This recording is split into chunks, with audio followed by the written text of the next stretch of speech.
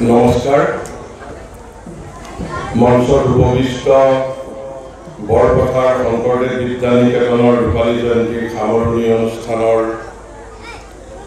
সভাপতি মাননীয় শ্ৰীযুত সমুদ্ৰ গগৈ মহোদয়, মঞ্চত উপবিষ্ট ৰাষ্ট্ৰীয় স্বয়ংসেৱক সংঘৰ অসম ক্ষেত্ৰৰ সন্মানীয় ভৌতিক প্ৰমুখ মাননীয় তীৰ্থংকৰ দাস মহোদয়, মঞ্চত উপবিষ্ট বিদ্যাভাৰতীৰ যোৰহাট বিভাগৰ নিৰীক্ষক দিগন্ত অধ্যাপক মহোদয়, মঞ্চত উপবিষ্ট বিশিষ্ট সুধীবৃন্দ, এই বিদ্যা নিকেতনৰ আচাৰ্য পৰিচালনা সমিতিৰ সভাপতি সম্পাদক প্ৰমুখে সমূহ কৰ্মকৰ্তাবৃন্দ, উপস্থিত সুধীবৃন্দ আৰু ছাত্ৰ ছাত্ৰীসকল,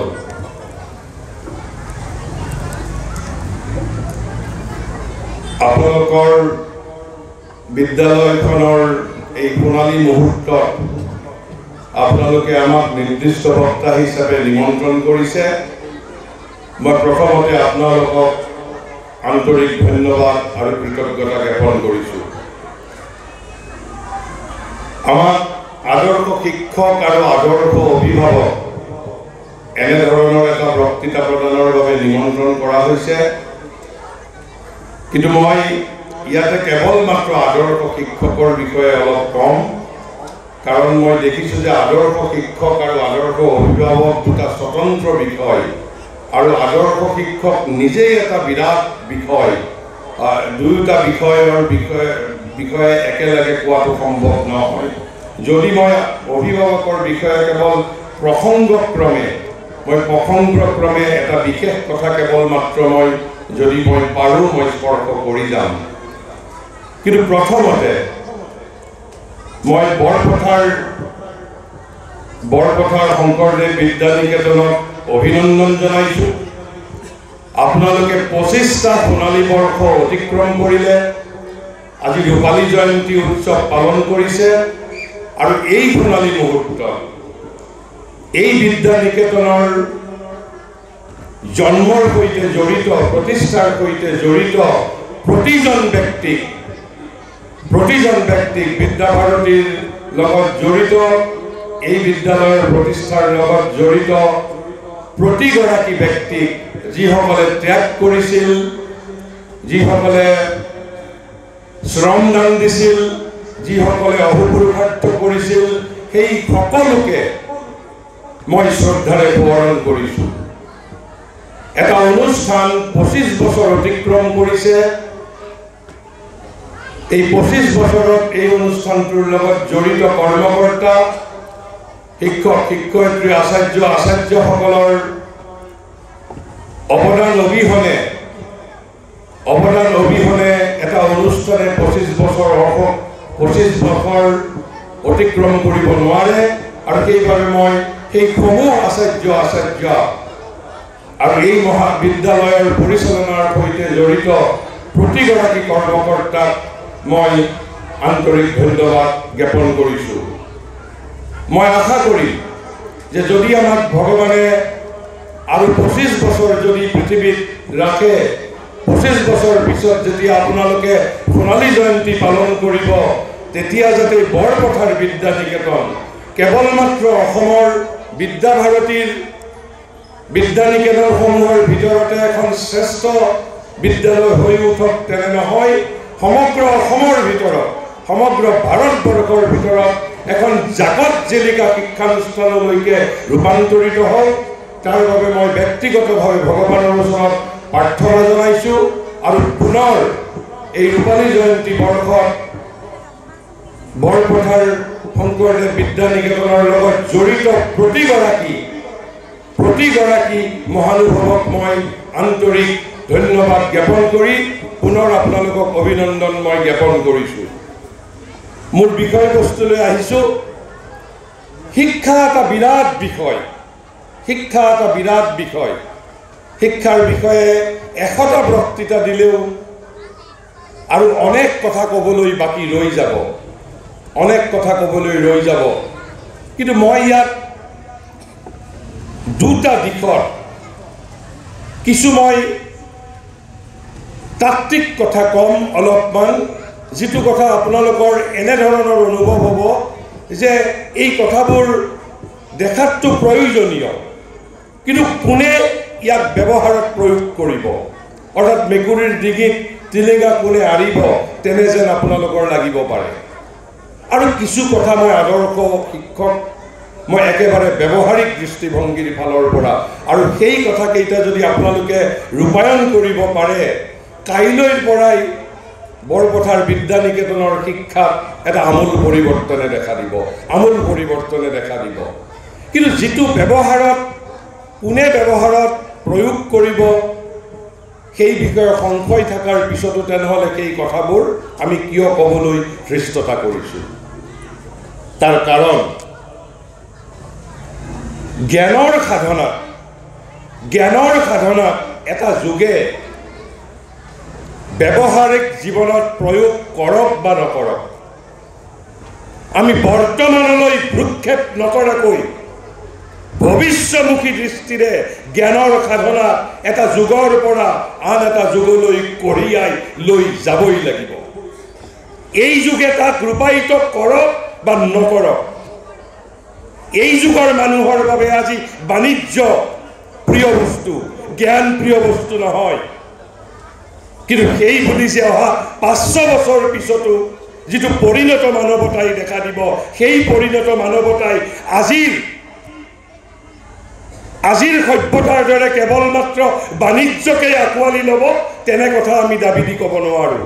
কাৰণ ভৱিষ্যত বৰ্তমানতকৈ মহত্তৰ হ'ব, আৰু সেই ভৱিষ্যতৰ বাবে জ্ঞানৰ সাধনা, যদি কিবা এটা জ্ঞান বৰ্তমান যুগৰ সমাজে, বৰ্তমান যুগৰ ৰাষ্ট্ৰই, বৰ্তমান যুগৰ জাতিয়ে যদি প্ৰয়োগ নকৰেও, আমি তথাপিতো জ্ঞানৰ সাধনাত স্তব্ধ হ'বলৈ দিব নোৱাৰোঁ। জ্ঞানৰ সাধনাত আমি এটা যুগৰ পৰা আন এটা যুগলৈ কঢ়িয়াই লৈ যাবই লাগিব। আৰু সেই দৃষ্টিৰেই আমি 2-3টা তাত্ত্বিক কথা কওঁ, আৰু তাৰপিছত আমি একেবাৰে ব্যৱহাৰিক দৃষ্টিভংগীৰ ফালৰ পৰা আদৰ্শ শিক্ষক, সেই বিষয়ে আমি 2-4টা কথা কওঁ। প্ৰথমতে আপোনালোকৰ চিন্তাত অলপ মই জংকপংক লগাই দিব বিচাৰিছোঁ, আমাৰ দেশত, ভাৰতবৰ্ষ বিচিত্ৰ দেশ, ভাৰতবৰ্ষই কি কৈছে? গুৰু ব্ৰহ্মা, গুৰু বিষ্ণু, গুৰুদেৱ মহেশ্বৰ, গুৰু সাক্ষাৎ পৰম ব্ৰহ্ম, তস্मै শ্ৰী গুৰুৱেই নমঃ। মই পৃথিৱীৰ প্ৰতিজন গুৰুলৈ, প্ৰতিজন শিক্ষালৈ মই নতমস্তক হৈ মই মোৰ প্ৰণাম জনাইছোঁ। কিন্তু তাৰ পিছত মই এষাৰ এনেকুৱা বাক্য আপোনালোকৰ আগত কম, ইয়াত শিক্ষাৰ লগত জড়িত প্ৰতিগৰাকী শিক্ষক শিক্ষয়িত্ৰী মোৰ প্ৰতি তীব্ৰভাৱে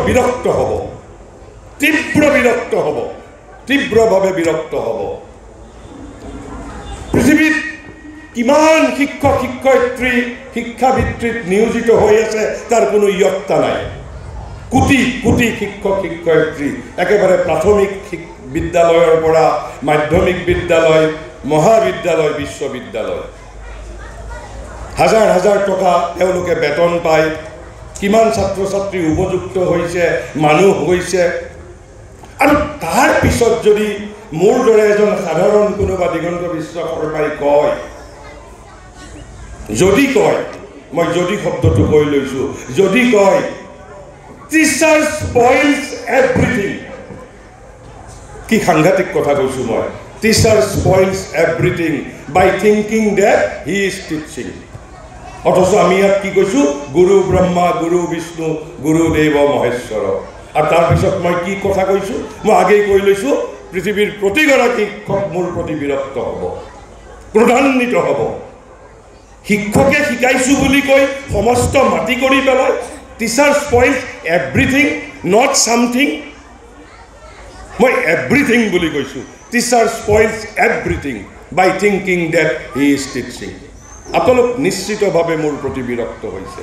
এই যে মই তাত্ত্বিক যিটো কথা ক'বলৈ প্ৰয়াস কৰিছোঁ, আমাৰ শংকৰদেৱৰ দৰে প্ৰতিভা নাই যে ভুৰুকাত আমি হাতী ভৰাব পাৰিম। তথাপি আমি অলপ ধৃষ্টতা কৰিছোঁ। এই যে শিক্ষা মানে কি, শিক্ষা মানে আপোনালোক শিক্ষক আদৰ্শ শিক্ষকৰ বিষয়ে কথা পাতিব আমি ইয়াত আহিছোঁ সাধাৰণ শিক্ষক নহয় আদৰ্শ শিক্ষক সাধাৰণ শিক্ষক নহয় আদৰ্শ শিক্ষক আৰু সেই অৱস্থাত যদি এজন কোনোবা দিগন্ত বিশ্ব শৰ্মা আহি কৈছে teacher spoils everything not something everything by thinking that he is teaching আপোনালোক নিশ্চিতভাৱে ক্ৰোধান্বিত হৈছে আপোনালোকে এইটো ক'ব তেনেহ'লে আমাক কি ঘোঁৰাৰ ঘাঁহ কাটিবলৈ পইচা দিয়ে নেকি দৰমহা দিয়ে নেকি পৃথিৱীত হাজাৰ হাজাৰ শিক্ষক আছে প্ৰফেচাৰ এমেৰিটাছ আছে ভাইচ চেঞ্চেলৰ আছে শিক্ষাবিদ আছে নানান ধৰণৰ কিমান ধৰণৰ ৰাষ্ট্ৰপতিৰ পুৰস্কাৰ পাইছে কৃতি শিক্ষকে ভাৰতবৰ্ষত গুৰু ব্ৰহ্মা গুৰু বিষ্ণু গুৰুদেৱ মহেশ্বৰ বুলি কৈছে তাৰপিছত এজন কোনোবাই আহি ইয়াত ক'ব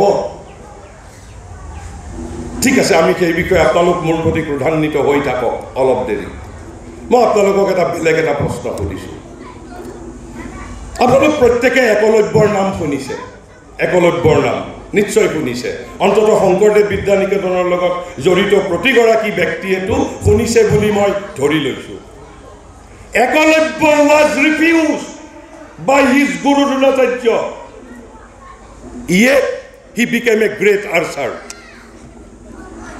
একলব্য গুৰু দ্ৰোণাচাৰ্যই শিক্ষাদান কৰা নাছিল আৰু একলব্য এজন দুৰ্ধৰ্ষ ধনুৰ্ধৰলৈ ৰূপান্তৰিত হৈছিল দ্ৰোণাচাৰ্য আতংকিত হৈছিল যে এই বালক একলব্যই হস্তিনাপুৰৰ প্ৰতি এদিন প্ৰত্যাহ্বান জনাব আৰু সেই ভয়ত আতংকিত হৈ যেতিয়া একলব্য সুধিছিল তোমাৰ গুৰু কোন যে আপুনিয়েই মোৰ গুৰু আৰু দ্ৰোণাচাৰ্য আতংকিত হৈ কৈছে তেনেহ'লে মোক তুমি গুৰু দক্ষিণা দিয়া কি গুৰু দক্ষিণা সোঁহাতৰ বুঢ়া আঙুলি কাটি দিয়া অৰ্থাৎ দ্ৰোণাচাৰ্য ইমান আতংকিত হৈছিল আপোনালোকৰ নিশ্চয় এতিয়া অলপ চিন্তাত জংকপংক লাগিছে তাৰমানে শিক্ষকৰ বাহিৰেও শিকোৱা কোনোবা আন ব্যক্তি আন সত্তা পৃথিৱীত নিশ্চয় আছে অলপ মোৰ প্ৰতি খংটো হয়তো অলপমান প্ৰশমিত হৈছে অলপমান যে teachers may spoil everything by thinking that he is teaching অলপ খংটো কমিব পাৰে অলপ পুৰা কমা নাই এতিয়াও মই জানো আকৌ এটা প্ৰশ্ন সুধিছোঁ এই যে মই যিটো ভাষাত কথা কৈছোঁ আপোনালোকৰ আগত মাতৃভাষাত মই 2 বছৰৰ পৰাই মাতৃভাষাটো জানো কোনে মোক শিকাইছিল মোৰ ভাষা মাতৃভাষা ক'বলৈ কোনে মোক শিকাইছিল কোনজন শিক্ষকে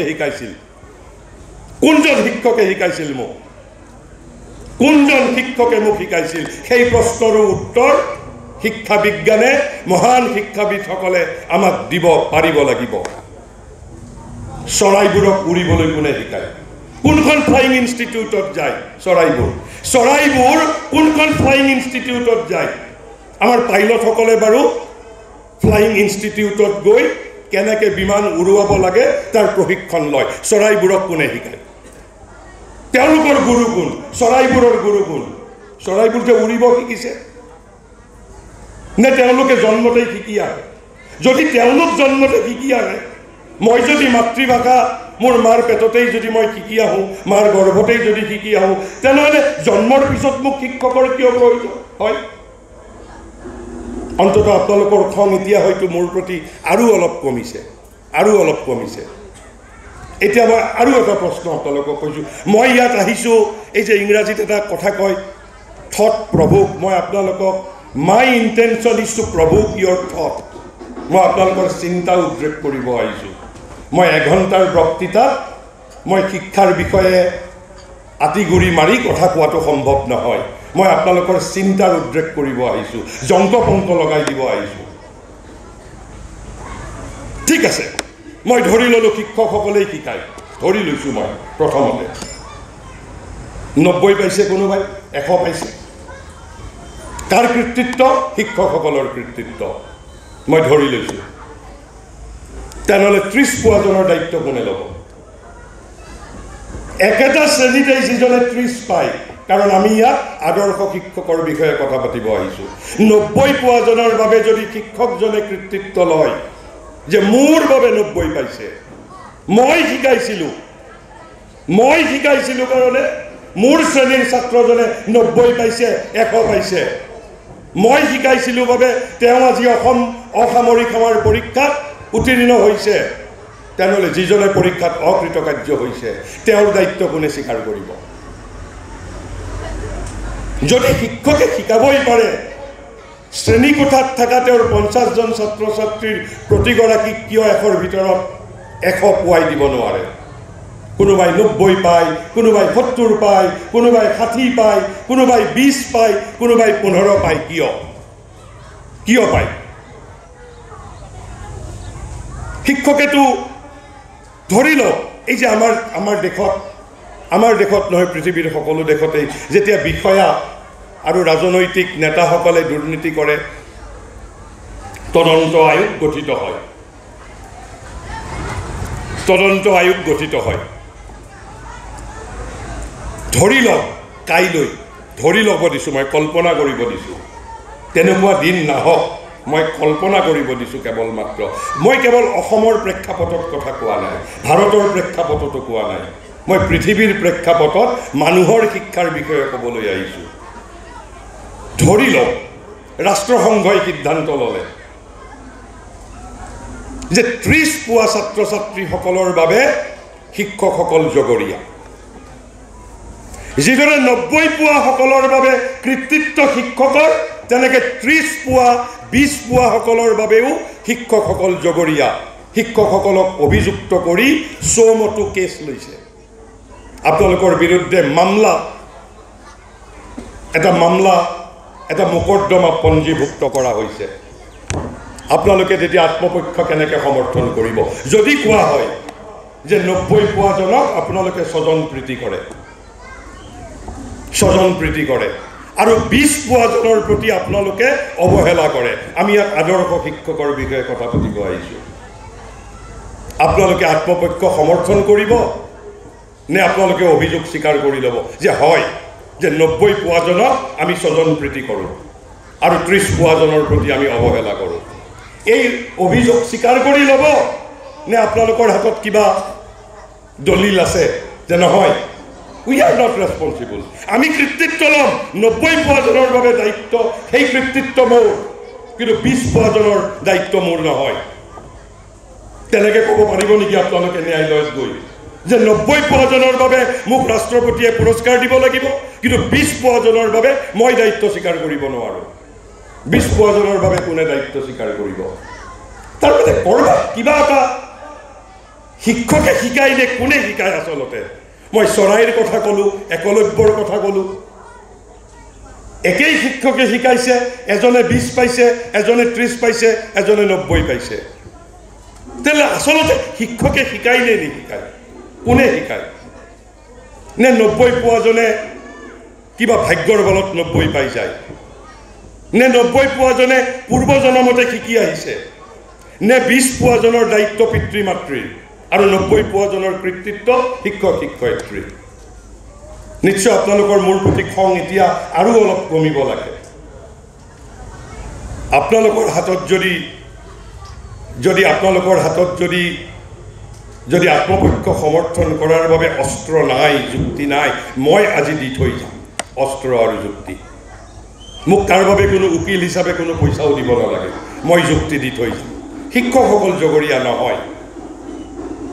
যেনেকৈ ছাত্ৰসকলে 90 পোৱাৰ কৃতিত্বও দাবী কৰিব নোৱাৰে, তেনেকৈ 20 পোৱাজনৰ বাবেও শিক্ষকসকল জগৰীয়া নহয়। আচল জগৰীয়া আমাৰ বিশ্বব্যাপী শিক্ষা ব্যৱস্থা, আসল কালপ্ৰিট বিশ্বব্যাপী আমাৰ শিক্ষা ব্যৱস্থা। মই সাহসৰ সৈতে কৈছোঁ, সমগ্ৰ বিশ্বৰ বিদ্যাৰ্থীসকলৰ বিৰুদ্ধে এক ব্যাপক ষড়যন্ত্ৰত লিপ্ত হৈছে, আমাৰ বিদ্যাৰ্থীসকলক পংগু কৰাৰ ষড়যন্ত্ৰত লিপ্ত হৈছে। মই সাহসৰ সৈতে কৈছোঁ, সমগ্ৰ বিশ্বব্যাপী, মই অসমৰ কথা কোৱা নাই, উত্তৰ পূৰ্বাঞ্চলৰ কথা কোৱা নাই, ভাৰতৰ কথাও কোৱা নাই, সমগ্ৰ বিশ্বব্যাপী বিদ্যাৰ্থীসকলৰ প্ৰতি। আৰু তাতেই মই ভাৰতীয় শিক্ষা দৃষ্টিৰ যিটো মূল তত্ত্ব, যিটো মূল তাত্ত্বিক কথা, মই এই কথাখিনিৰ অৱতাৰণা এইভাৱে কৰিছোঁ। আপোনালোকে যাতে বুজাত সুবিধা হয়, হৃদয়ঙ্গম কৰাত সুবিধা হয় যে ভাৰতীয় শিক্ষা বিজ্ঞানৰ মূল তত্ত্বটো কি। আৰু সেই তত্ত্বটো যেতিয়া আপোনালোকে হৃদয়ঙ্গম কৰিব, আদৰ্শ শিক্ষক আপুনি কি ধৰণে হ'ব পাৰিব আপোনালোকে নিজেই নিৰ্ধাৰণ কৰি ল'ব পাৰিব। ক'তো একো সমন্বয়হীনতা নাই। গুৰু ব্ৰহ্মা, গুৰু বিষ্ণু, গুৰুদেৱ মহেশ্বৰ বুলি কৈছে। মই শিক্ষকসকলক প্ৰণাম জনাইছোঁ, সকলো ঠিক আছে। কিন্তু অলপ দেৰি আগতে যিটো ঠাই মই বাক্য কৈছিলোঁ যে teacher spoils everything by thinking that he is teaching, সেইষাৰ বাক্যও শুদ্ধ। একেটা সময়তে সকলো কথা কেনেকৈ শুদ্ধকাৰে হ'ব? এই যে আমি ভাৰত বিশ্বগুৰু হোৱাৰ কথা কওঁ, ভাৰতবৰ্ষই কি বাহুৰ শক্তিৰে বিশ্বগুৰু জানো হ'ব পাৰিব? নে সামৰিক শক্তিৰে পাৰিব হ'ব? নে অৰ্থবলৰ দ্বাৰা পাৰিব হ'ব? নে হিটলাৰৰ দৰে হ'লে আমি বিশ্বগুৰু পাৰিম হ'ব? ভাৰতে বিশ্বগুৰু হ'ব। বিশ্বগুৰু মানে ভাৰত সমগ্ৰ বিশ্বৰ জ্ঞানগুৰু হ'ব। আৰু সেই শক্তি ভাৰতৰ হাতত আছে, সেই জ্ঞান ভাৰতৰ হাতত আছে। প্ৰথমতে এতিয়া আপোনালোকক কওঁ, ইমান এষাৰ বিৰাট বাক্য মোৰ দৰে এজন সাধাৰণ মানুহে কোৱাৰ সাহস নাই যে teacher spoils everything by thinking that he is teaching. এইষাৰ বাক্য কোনে কৈছে জানে? যিজনক আপোনালোকৰ প্ৰত্যেকজনে শ্ৰদ্ধা কৰে তেনে এজন মানুহে কৈ থৈ গৈছে। যিজনক আপোনালোকৰ ইয়াতে হয়তো সেই ব্যক্তিজনৰ ফটো আপোনালোকৰ বিদ্যালয়ৰ ভিতৰত নিশ্চিতভাৱে আছে। যিজন ব্যক্তিয়ে ভাৰতবৰ্ষক ৰক্ষা কৰিছে আধুনিক যুগত, সেইজন ব্যক্তিয়ে কৈ গৈছে, মই নহয়। এণ্ড হি ৱাজ নান আদাৰ দেন স্বামী বিবেকানন্দ। বিবেকানন্দই কৈ গৈছে, মই কোৱা নাই। Teacher spoils everything by thinking that he is teaching. কিয় কৈছে?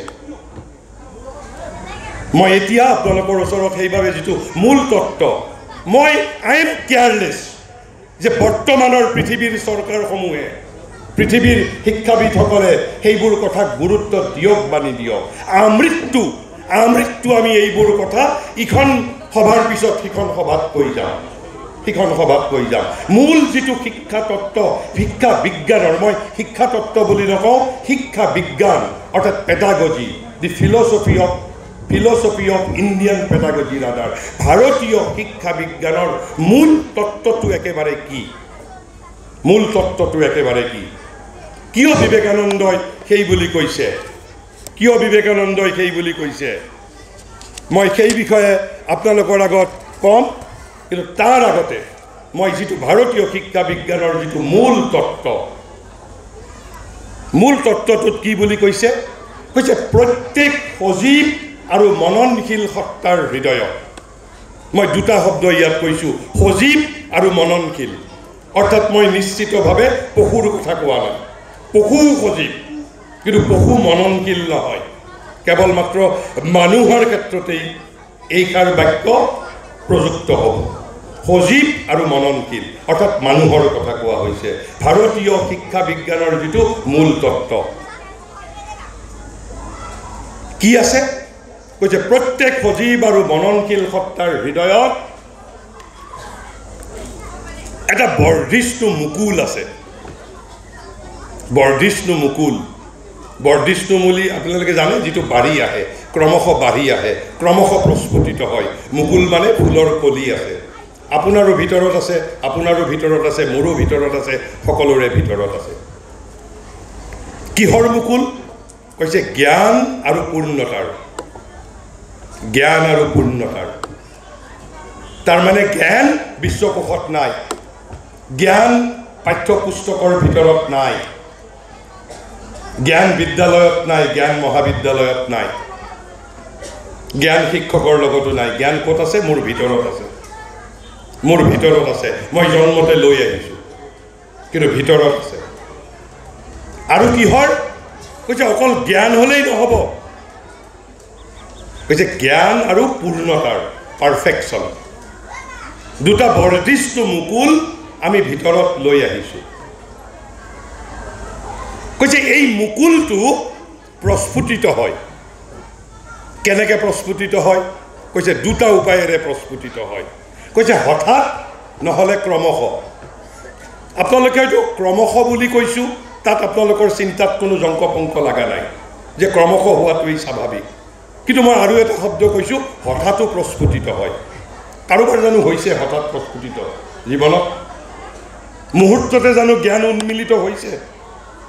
পৃথিৱীত হাজাৰ উদাহৰণ আছে, এটা দুটা নহয়, সহস্ৰ সহস্ৰ উদাহৰণ আছে।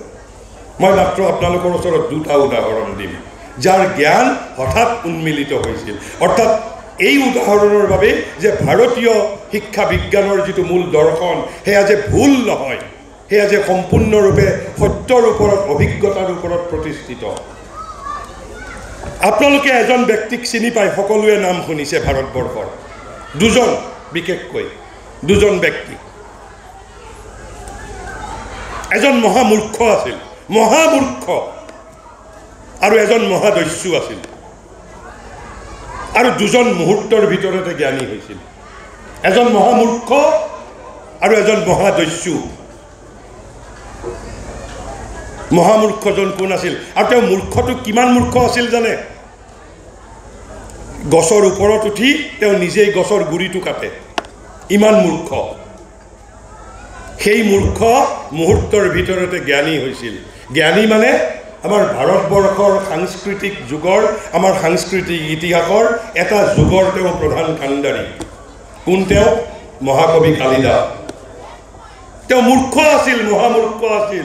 দেৱীৰ কৃপাত তেওঁ মুহূৰ্ততে জ্ঞানী হৈছিল। অৰ্থাৎ এই যে ভিতৰত থকা জ্ঞানৰ মুকুলটো হঠাৎ প্ৰস্ফুটিত হ'ব পাৰে। আৰু এজন কোন আপোনালোকে জানে? আমি ৰত্নাকৰৰ কথা সদায় কৈ থাকোঁ, কিন্তু সেইবোৰ ব্যতিক্ৰম। কিন্তু আপোনাৰ মোৰ দৰে সাধাৰণ যিসকল আমি ব্যক্তি, জ্ঞান আৰু পূৰ্ণতা, জ্ঞান আৰু যিটো পূৰ্ণতাৰ মুকুল, এই মুকুল দুটা কিন্তু ক্ৰমশ প্ৰস্ফুটিত হয়, ক্ৰমশ, অৰ্থাৎ গ্ৰেজুৱেলি, লাহে লাহে, জীৱনৰ পিছত জীৱন, একেবাৰে বছৰৰ পিছত বছৰ। কিন্তু প্ৰশ্ন হ'ল কেনেকৈ, কেনেকৈ প্ৰস্ফুটিত হ'ব? তাৰ লগতে আপোনালোকৰ এই শিক্ষাবৃত্তিটোৰ সম্বন্ধ আছে।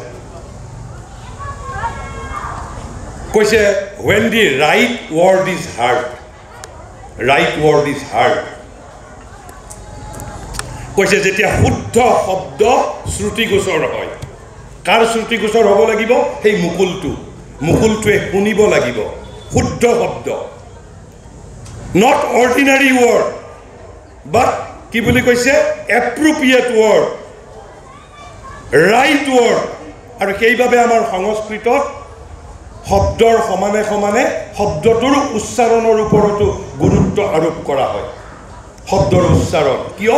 আপোনালোকে এই যে বক্তৃতা দিয়ে শ্ৰেণীকোঠাত, আপোনালোকে যে শ্ৰেণীকোঠাত বক্তৃতা দিয়ে, এই বক্তৃতাৰ জৰিয়তে ভিতৰত থকা মুকুলটো প্ৰস্ফুটিত হ'ব লাগিব।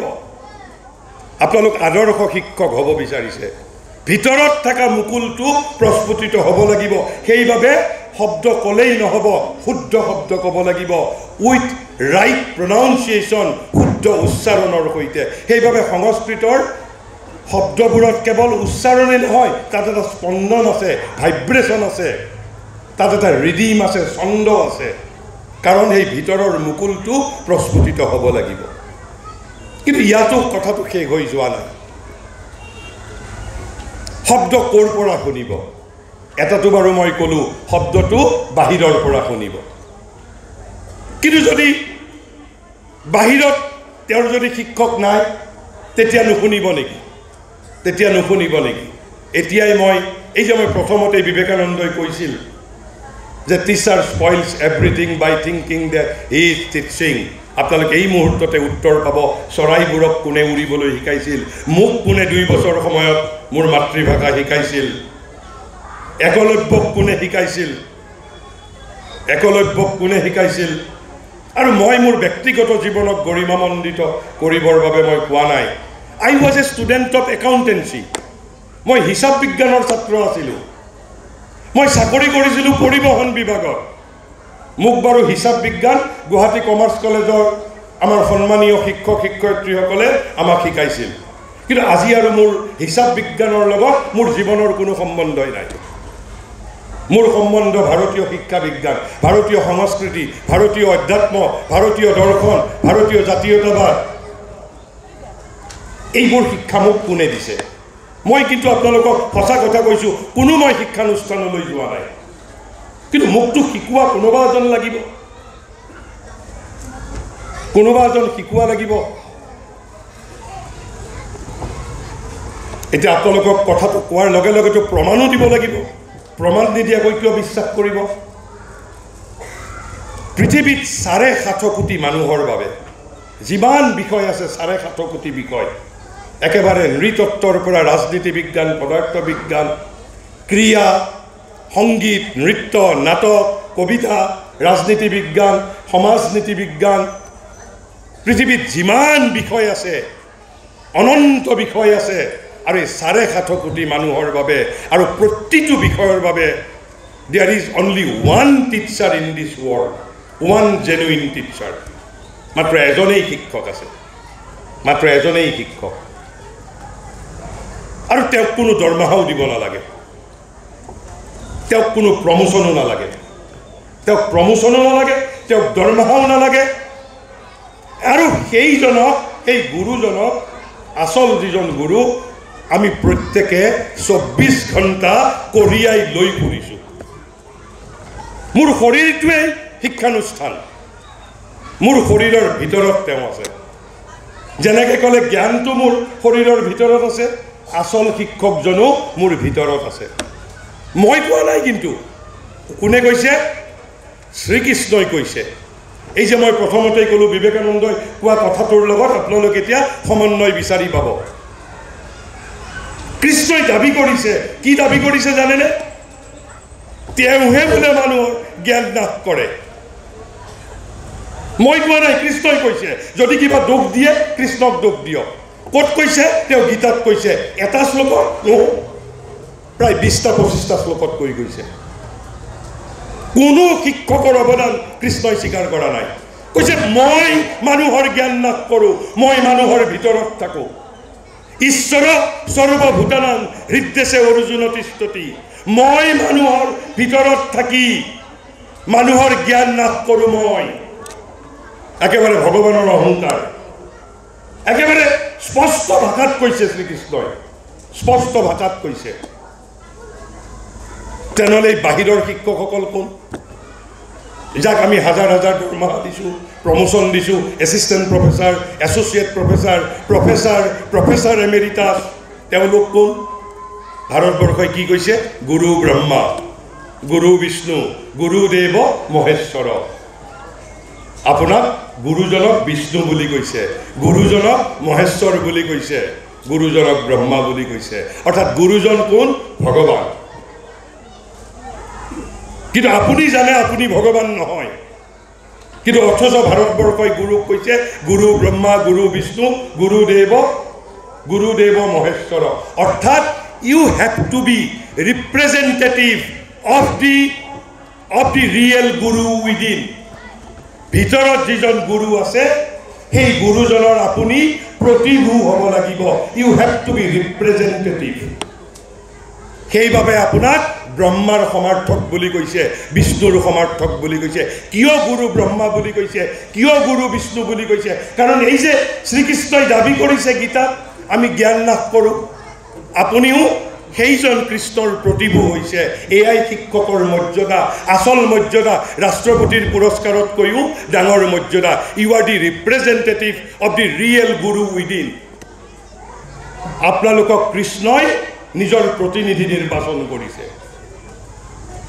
আৰু সেইবাবেই ভাৰতীয় শিক্ষা বিজ্ঞানত কৈছে যে when the right word is hard, শুদ্ধ শব্দ শ্ৰুতিগোচৰ হ'ব লাগিব। কৈছে সেই শুদ্ধ শব্দ ভিতৰৰ মুকুলটোৱে, জ্ঞান আৰু পূৰ্ণতাৰ মুকুলটোৱে কৈছে বাহিৰৰ পৰাও শুনিব পাৰে আৰু ভিতৰৰ পৰাও শুনিব পাৰে। ভিতৰৰ পৰা কোনে শুনাই দিব? স্বয়ং শ্ৰীকৃষ্ণ, স্বয়ং শ্ৰীকৃষ্ণই। Shrikrishna is my real Guru. Chemistry হওক, ফিজিক্স হওক, মেথমেটিক্স হওক, বায়'লজি হওক, বাহিৰৰ শিক্ষকজন কেৱল মাত্ৰ প্ৰতিভূ। কাৰ প্ৰতিভূ? শিক্ষকৰ প্ৰতিভূ। এতিয়া অন্তত আপোনালোকে ক'ব পাৰিব যে 30 পোৱাজনৰ বাবেও আমি জগৰীয়া নহয়, ফেল কৰাজনৰ বাবেও আমি জগৰীয়া নহয়, আৰু 90 পোৱাজনৰ বাবেও আমি কৃতিত্ব নলওঁ। আচল কৃতিত্ব যিজন আচল গুৰু তেওঁৰ, আমি কেৱল মাত্ৰ তেওঁৰ প্ৰতিনিধি। সেইবাবে আধুনিক বিশ্বত আজিকালি শিক্ষক শব্দটো নকয়, কি কয় জানেনে? ফেচিলিটেটৰ বুলি কয়। You have to be the facilitator, you are to facilitate. আপোনালোকে কেৱল পথৰ কণ্ঠ আঁতৰাই দিব লাগে। জ্ঞান কোনে দিব? ভিতৰৰ গুৰুৱে দিব। আপোনালোকে কেৱল ইটা বালি শিল যোগাৰ কৰিলেই হ'ল। ছাত্ৰজনৰ সন্মুখত থকা যিবোৰ বাধা, সেই বাধাবোৰ আঁতৰাই দিলেই হ'ল। জ্ঞান তেওঁৰ ভিতৰৰ পৰা প্ৰস্ফুটিত হ'ব। আৰু সেইবাবে বিবেকানন্দই কি কৈ গৈছে জানে? শিক্ষাৰ সূত্ৰ কৈছে, education is the manifestation of perfection already in man. মানুহৰ ভিতৰত পূৰ্বৰে পৰা অন্তৰ্নিহিত পূৰ্ণতাৰ অভিব্যক্তিয়েই হ'ল শিক্ষা। কিন্তু ইয়াতো কথাটো শেষ হৈ যোৱা নাই। এবাৰ মোক তিনিচুকীয়া বিবেকানন্দ কেন্দ্ৰৰ এজন অষ্টম শ্ৰেণীৰ ছাত্ৰই বক্তৃতা শেষ হোৱাৰ পিছত যেতিয়া মই এই বিবেকানন্দৰ এই উদ্ধৃতিটো কৈছিলোঁ যে education is the manifestation of perfection already in man, মানুহৰ ভিতৰত পূৰ্বৰ পৰাই বিদ্যমান পূৰ্ণতাৰ অভিব্যক্তি হ'ল শিক্ষা। মোক অষ্টম শ্ৰেণীৰ ছাত্ৰজনে কি সুধিছিল জানে? মই আপোনালোকক উত্তৰটো নকওঁ যদি আপোনালোকে মোক নুসুধে। মই ছাত্ৰজনক কৈছিলোঁ। ছাত্ৰজনে মোক কি সুধিছিল জানে? কৈছে, ছাৰ আপুনি কৈছে জ্ঞান আৰু পূৰ্ণতা আমাৰ ভিতৰত আছে। আকৌ বিবেকানন্দই কৈছে যদি জ্ঞান আৰু পূৰ্ণতা মোৰ ভিতৰত আছেই, আকৌ তাক কিয় অভিব্যক্ত কৰিব লাগে? Why it needs to be manifested? এজন ক্লাছ অষ্টম শ্ৰেণীৰ ছাত্ৰই মোক সুধিছিল, তিনিচুকীয়া বিবেকানন্দ কেন্দ্ৰ লাইপুল স্কুলৰ ছাত্ৰই, যে ছাৰ যদি জ্ঞান আৰু পূৰ্ণতা মোৰ ভিতৰত আছেই, তাক নতুনকৈ কিয় অভিব্যক্ত কৰিব লাগে? তাৰ মাজতেই ভাৰতীয় শিক্ষা বিজ্ঞানৰ আন এটা তত্ত্ব অন্তৰ্নিহিত হৈ আছে। যদি আপুনি আদৰ্শ শিক্ষক হ'বলৈ বিচাৰিছে, সেই বিষয়েও মনোযোগ দিব পাৰিব লাগিব। ঠিক আছে, মই উত্তৰটো কৈ দিছোঁ। যদি কোনোবাই সোধে ক'ব পাৰিব, এই জ্ঞান আৰু পূৰ্ণতাৰ বৰ্ধিষ্ঠ মুকুলটো এতিয়াও প্ৰস্ফুটিত হোৱা নাই। 1 নম্বৰ উত্তৰ। 2 নম্বৰ উত্তৰ, জ্ঞান আৰু পূৰ্ণতা যদি মোৰ ভিতৰত আছেও সেয়া আবৃত হৈ আছে, তাক অনাবৃত কৰিব লাগিব। ঢাক খাই আছে, আবৃত হৈ আছে, তাক অনাবৃত কৰিব লাগিব। সেইবাবে আমি জ্ঞানৰ উন্মিলন হোৱা বুলি কওঁ, জ্ঞানৰ উন্মোচন হোৱা বুলি কওঁ। অৰ্থাৎ মোৰ প্ৰধান উপজীব্য হ'ল এই মূল কথাটো ভাৰতীয় শিক্ষা বিজ্ঞানৰ 2টা কথাই সাধাৰণভাৱে, যে আমাৰ আচল শিক্ষক ক'ত আছে? আমাৰ ভিতৰত আছে। জ্ঞান ক'ত আছে? ভিতৰত আছে।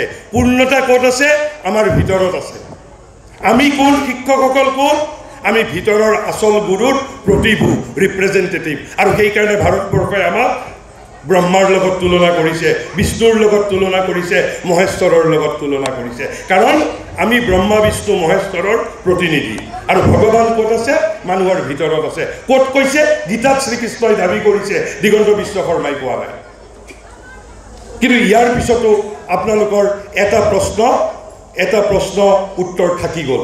যদি আপোনালোকক অভিযুক্ত কৰে, এই যে 30 পোৱা ছাত্ৰজনৰ বাবে আপোনালোক যে জগৰীয়া নহয়, তাৰ বাবে কি যুক্তি দিব? তাৰ বাবে যুক্তিটো হ'ল,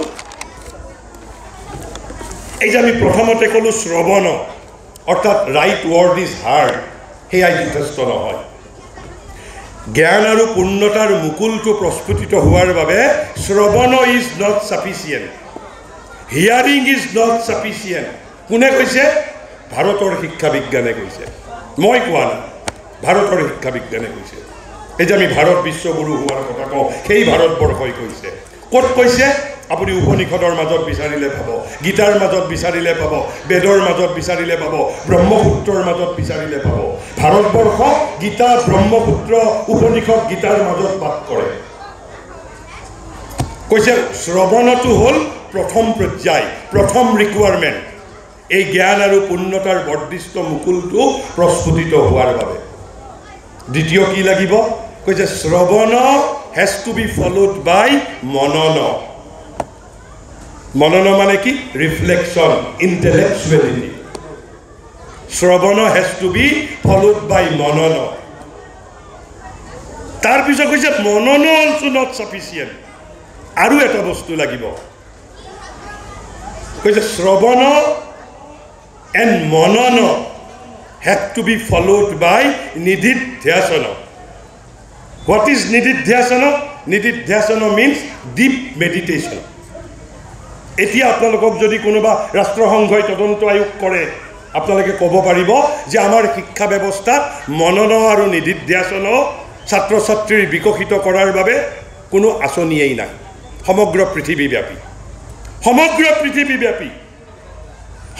পৃথিৱীব্যাপী আমি ছাত্ৰ ছাত্ৰী মই কিয় ষড়যন্ত্ৰ কৰা বুলি কৈছোঁ সমগ্ৰ পৃথিৱীব্যাপী বিদ্যাৰ্থীসকলৰ প্ৰতি কাৰণ বিদ্যাৰ্থীসকলৰ মনন বৃত্তিটো বিকশিত কৰাৰ বাবে পৃথিৱীব্যাপী আমাৰ শিক্ষা বিজ্ঞানত কোনো ব্যৱস্থা নাই অতীত ভাৰতবৰ্ষত আছিল গুৰুকুলাশ্ৰমত আছিল আৰু নিদিধ্যাসন এই দুটা আমাৰ শিক্ষা বিজ্ঞানৰ এতিয়াও অন্তৰ্ভুক্ত হোৱা নাই সেইভাবে এজনে কৃষ্ণাই আপোনাৰ শব্দ ঠিকই গুণিছে ভিতৰৰ মুকুলটোৱে ঠিকই গুণিছে কিন্তু প্ৰত্যেকজন ছাত্ৰ ছাত্ৰীৰ মনন শক্তি আৰু নিদিধ্যাসনৰ শক্তি ভিন্ন আৰু সেইটো বিকশিত কৰাৰ বাবে আপোনালোকক যদি কোনোবাই জগৰীয়া কৰে আপোনালোকে বুকু ভিন্দাই ক'ব পাৰিব এই দুটা বস্তু ভাৰতীয় সমগ্ৰ পৃথিৱীৰ শিক্ষা ব্যৱস্থাত শিক্ষাবিদসকলে জানি বুজি অন্তৰ্ভুক্ত কৰাই নাই গতিকে আপোনালোক বৰ্তমানৰ শিক্ষা ব্যৱস্থাত আদৰ্শ শিক্ষক হোৱাটো সম্ভৱেই নহয় কিন্তু এই তিনিটাও যথেষ্ট নহয় কিয় কোনোবা ছাত্ৰ ছাত্ৰী আপোনালোকে দেখিছে মেট্ৰিকত 90 পায় 90% পাইছে আৰু হায়াৰ সেকেন্ডাৰীত গৈ পেলাই 30% পাইছে কিয় তেওঁৰ যদি মনন আছেই তেওঁৰ যদি নিদিধ্যাসনৰ বৃত্তি আছেই তেওঁ যদি মেট্ৰিকত 90 পাইছে তেওঁ হায়াৰ সেকেন্ডাৰীত গৈ পেলাই তেওঁ কিয় তেওঁ আকৌ 40% পালে কৈছে এই তিনিটাৰ সৈতে শ্ৰৱণ মনন আৰু নিদিধ্যাসনৰ সৈতে আমাক আৰু তিনিটা বৃত্তি বিকশিত কৰিব লাগিব আধুনিক শিক্ষা বিজ্ঞানে জানি বুজি সেই তিনিটা বৃত্তি বিকশিত কৰিব নিদিয়ে কিয় আমাৰ বিদ্যাৰ্থীসকলক পংগু কৰি ৰাখিব বিচাৰে ষড়যন্ত্ৰ কৰিছে আৰু সেই তিনিটা কি কৈছে গ্ৰহণ অৰ্থাৎ ৰিসিপ্টিভিটি এই যে আপুনি শিকাইছে তাক গ্ৰহণ কৰিব পৰা ক্ষমতা গ্ৰহণ ৰিসিপ্টিভিটি তিনিটা আৰ মনত ৰাখিলে হ'ব ৰিসিপ্টিভিটি দ্বিতীয়তে হ'ল ৰিটেনশন তাক ধাৰণ কৰিব পৰা এই যে আমি ধী শক্তি বুলি কওঁ ধী শক্তি মানে কি ধাৰণ কৰিব পৰা শক্তি মেধাটো হ'ল মনন বুজি পোৱাৰ শক্তি আৰু ধী শক্তি হ'ল ধাৰণ ৰিটেনশন ৰিটেইন তাক মই ৰিটেইন কৰিবও পাৰিব লাগিব আৰু তাৰ পিছত হ'ল গ্ৰহণ ধাৰণৰ পিছত স্মৰণ অৰ্থাৎ স্মৰণ মানে হ'ল ৰিপ্ৰডাকশ্যন যেতিয়া প্ৰয়োজন হয় তাক যাতে মই প্ৰয়োগ কৰিব পাৰোঁ আৰু ভাৰতৰ শিক্ষা বিজ্ঞানে এই 6টা বস্তুৱেই আছিল ভাৰতীয় শিক্ষা বিজ্ঞানৰ মূল অংগ বিষয় কেতিয়াও ভাৰতীয় শিক্ষা বিজ্ঞানৰ মূল অংগ নাছিল কিন্তু বৰ্তমানৰ শিক্ষা বিজ্ঞান বিষয়ৰ উৎপত্তিক লৈ গঢ়ি উঠিছে বিদ্যাৰ্থীৰ প্ৰতি দৃষ্টিপাত নকৰে বিষয়ৰ প্ৰতি দৃষ্টিপাত কৰে কিন্তু ভাৰতীয় শিক্ষা বিজ্ঞানৰ মূল তত্ত্ব হ'ল শ্ৰৱণ মনন নিদিধ্যাসন গ্ৰহণ ধাৰণ স্মৰণ অৰ্থাৎ hearing reflection deep meditation receptivity retention and reproduction মই ইমানতে সামৰিছোঁ কিন্তু তাৰ আগত মই বিবেকানন্দৰ এষাৰ উক্তি দিলে বিবেকানন্দই কৈছিল যে মোক যদি আকৌ মহাবিদ্যালয়লৈ পঠিওৱা হয় এইবাৰ মই এটাও বিষয় নপঢ়োঁ কি অদ্ভুত কথা কৈছে আপোনালোকে চাওক বিষয় যদি নপঢ়ে আধুনিক শিক্ষা ব্যৱস্থা পংগু হৈ যাব অচল হৈ যাব মুহূৰ্ততে আৰু বিবেকানন্দই কৈছে মই কোৱা নাই বিবেকানন্দই কৈছে মোক যদি এইবাৰ মই কৈছোঁ গোটেইকেইটা প্ৰশ্নৰ আপোনালোকে উত্তৰ পাব একলব্যক কোনে শিকাইছিল মই কি ধৰণে নিশিকোৱা সত্ত্বেও উইদাউট গুৰু মই কেনেকৈ শিকিছোঁ অৰ্থাৎ মোৰ ভিতৰৰ গুৰু আছে বিবেকানন্দই কৈছিল মোক যদি এইবাৰ মহাবিদ্যালয়লৈ পুনৰ পঢ়িবলৈ পঠিওৱা হয় আৰু শিক্ষা ব্যৱস্থাত মোৰ যদি কৰ্তৃত্ব থাকে মই কোনো বিষয় অধ্যয়ন নকৰোঁ তেনেহ'লে what he would be doing কৈছে মই কেৱল মাত্ৰ I will learn how to concentrate আৰু তাৰ পিছত with the power of concentration I will learn each and every subject of the world So concentration is the science of learning.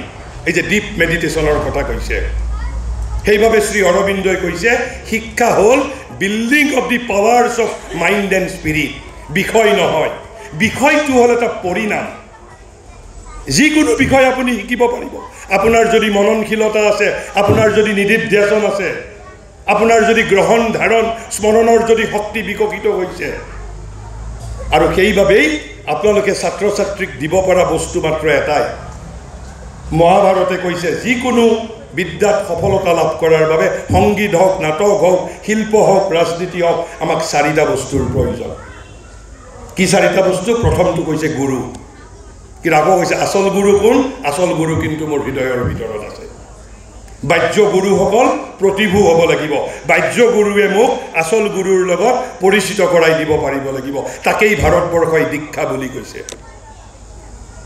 দ্বিতীয়তে কৈছে জ্ঞান প্ৰথমটো সহায় চতুষ্টৰ ভিতৰত প্ৰথম সহায় হ'ল গুৰু দ্বিতীয় সহায় হ'ল কি কৈছে জ্ঞান কিন্তু আকৌ ভাৰতবৰ্ষই কৈছে জ্ঞান আচল ক'ত থাকে আমাৰ ভিতৰত থাকে আচল জ্ঞানৰ মুকুলটো সব ভিতৰৰ কথা কয় ভাৰতবৰ্ষই আৰু তাৰপিছত 3 নম্বৰ কৈছে 3 নম্বৰটো মই পিছত ক'ম 4 নম্বৰটো কৈছে কাল সময় সময়ৰ আগত একো নহয় এয়া ক'ত কৈছে উদ্যোগ পৰ্বৰ 46 নম্বৰ শ্লোকটোত কৈছে কাক কৈছিল যেতিয়া যুদ্ধ প্ৰস্তুতিৰ সময়ত ধৃতৰাষ্ট্ৰৰ আন দুখ থাকিলেও ধৃতৰাষ্ট্ৰৰ প্ৰচণ্ড জ্ঞান পিপাসু আছিল ধৃতৰাষ্ট্ৰই ঋষিসকলক মাতি আনি জ্ঞান আহৰণ কৰি আছিল তেতিয়া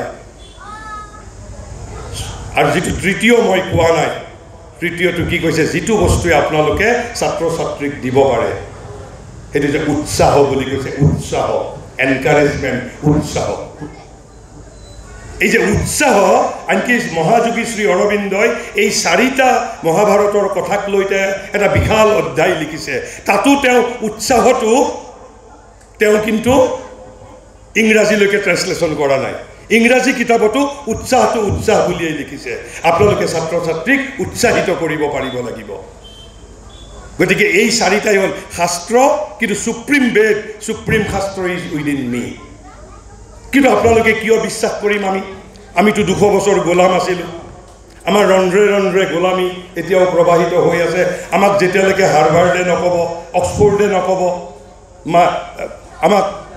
আমাক কেম্ব্ৰিজে নক'ব আমি কিয় বিশ্বাস কৰিম আমিতো 200 বছৰ গোলাম আছিলোঁ আমাক পাশ্চাত্যই ক'ব লাগিব যে জ্ঞান ভিতৰত শিক্ষাগুৰু ভিতৰত তেতিয়াহে বিশ্বাস কৰিম আমিতো এনেই বিশ্বাস নকৰোঁ তাৰো মই উদাহৰণ দি যাওঁ পৃথিৱীৰ কোনো দেশে মানা নাই 10,000 বছৰ আগত ভাৰতবৰ্ষই যি কথা কৈছিল আজিৰ পৰা মাত্ৰ 28 বছৰ আগতে ৰাষ্ট্ৰসংঘই ইন টটো স্বীকাৰ কৰি গৈছে ইন টটো নট 99.9% আপোনালোকে এতিয়াই গুগলত সুধি চাব যিটো পৃথিৱীৰ ভিতৰত আটাইতকৈ সুউচ্চ সংগঠন শিক্ষা বিজ্ঞান আৰু সংস্কৃতিৰ আমি যাক কি কওঁ ৰাষ্ট্ৰসংঘৰ ইউনেস্কোৱে বিগত শতিকাটোত শিক্ষা বিষয়ক 2খন প্ৰতিবেদন প্ৰকাশ কৰিছে এখন 1972 চনত অধ্যক্ষ আছিল এডগাৰ ফাৰ নামৰ